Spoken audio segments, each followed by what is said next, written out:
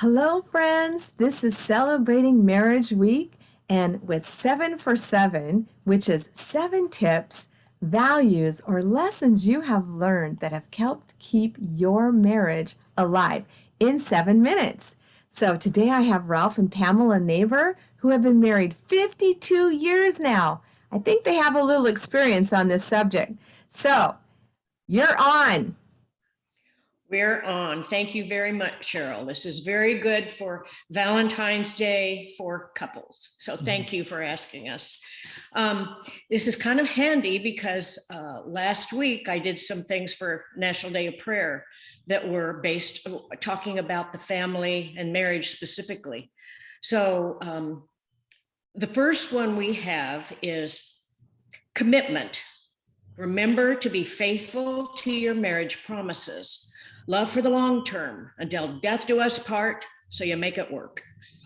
And what I remembered for National Day of Prayer and did a little research was marriage is the foundation. You know, the Lord in creation, he created even on the first day began God and the Spirit and the Son. And the family and marriage is the foundation, the unity. He established unity in relationship right away. So that's an important part that I think we have found in our marriage, is that to remember that God established marriage. It's part of his kingdom. It's a role that we play. And we want to remember to do it well, to honor him and glorify him in our marriage. And it's not that we're perfect, but he is. And we can call on him at any time for help. So if we don't get through all 7 points, we'll have some for next year. So Pam and I met and got to know each other and fell in love and decided to get married. But our parents didn't really like each other, but they let us get married anyway. And then we did get married and went on a nice trip, and then the work began. So you know, when you enter marriage, you have a lot of baggage and expectations and assumptions, and really it's difficult. So our first year was pretty chaotic, and then our parents, who didn't like each other, came to agreement that we needed to go to counseling, which we did, and so it worked. And we both wish that we'd been able to, in our youthful ignorance, have someone identify for us that the script for a successful marriage is throughout the Bible. And I kept thinking, I'm a smart person. Why can't I figure this out? But Forrest Gump said, I'm not a smart man, but I know what love is. And I think his favorite passage was Corinthians 13, because, you know, it's referred to a lot, but Yes. when you really look at it, you know, it's just the truth. Yeah. If you do that, you know, you're going to get along. Yeah. So our item 2 is identify and emphasize the similar interests and preferences that we enjoy together, like travel, restaurant eating, food, family time, and pet antics. So we do like to travel. It's more, not really, you know, jet set traveling. It's more exploring by car. We take our roadside geology book and are excited about the rocks and stuff that we see, and all the interesting things. And we do like restaurants and food. I particularly like to cook and like to eat. And so that's pretty much my love language, that and service. Great. And, you know, big service, just doing small considerate things, bringing in the coffee and doing little things around the house. When we were married, it was the last year of the 60s.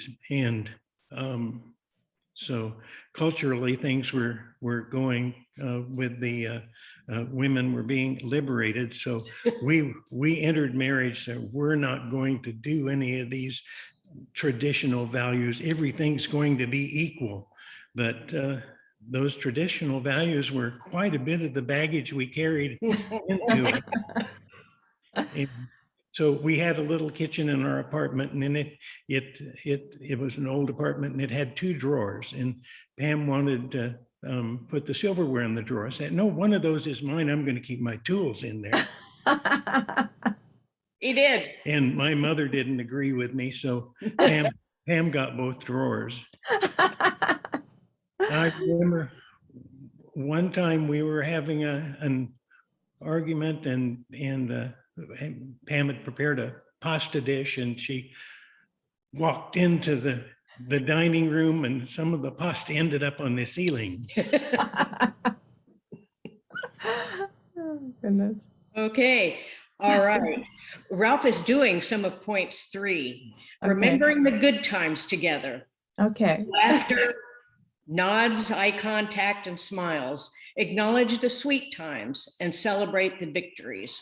There you And go. we celebrate those memories together and laugh, and it feels good. It doesn't matter, sometimes they were not so good things that turned out great. Sometimes they were just great things, just funny and cute and sweet. Yeah. And so part of the length of marriage is remembering those and cherishing them. Yeah. And the things that we share and remember that nobody else does. Yeah. That's great. And it's not all good times. There are bad times too. And at those times you need to just hold on to each other and cry together and make it through. Yeah. Beautiful. Okay, you got less than a minute. Right. Okay, well, yeah, recognize and appreciate the differences like male, female, personality types, communication styles, and interests. That was a real eye opener to me. There were many years that I wondered, why does she talk so much? And it's because she's a woman, and women, all generalizations, including this one, tend to be false, but women process, they talk it through, they talk it out. And men, we're confronted with a problem, we internalize it, we all the things and come out with a solution. Yes. And she kept telling me, I don't want you to solve it. And, but I've got the ideal solution here. Why can't you listen? All right, we're still having that conversation 52 years later. I get it. That's cute. Yeah. Okay, number 5. Remember to give grace, mercy, and to forgive quickly. Be Good. diligent and observant to guard against the enemy using an offense to divide. That can happen so quickly before you even realize it. Something comes up and you think, I remember when he did that before. Oh, he does that all the time. That kind of thinking, you have to change your thinking. Yes. And say, okay, it's okay. God forgives and forgets. Yes. We forget to forget. True. And then the next bump in the road comes along, and the enemy starts feeding you these things from the list that he's been keeping. And it's very, very destructive. Oh, yeah. Good. Yeah. So good. Okay, you're next. Sometimes you got to throw away the list. Yeah. In disagreement, try to communicate clearly and speak clearly. When you reach an impasse, separate for a cool down, come back and address the issue at a later time. So you need to recognize when you're about to get into the boiling water and step back. And oftentimes you never come back because the thing that you were so mad about was so trivial that you can't even remember what it was. Yeah, you don't care. It just goes away. Number 7, commit to not let adversities in life divide you as a couple, but stay unified. Because, you know, no matter how long you're married, there will be things that come along that could divide you and make you have offense or be difficult for you as a couple. And you have to Yes. remember that those are going to come and stay unified. Yes. The one flesh thing has always bothered me, becoming one flesh. We become one flesh through our children, but we remain individual organisms. Yes. And He's a scientist. What can I say? there's the rub. All right. All right. We're Thank still you. married. Yes, that's something to celebrate. Thank you so much for your tips today on how you have managed to stay married for 52 years, which is definitely a celebration. And so, folks, thanks for watching and keep your love alive.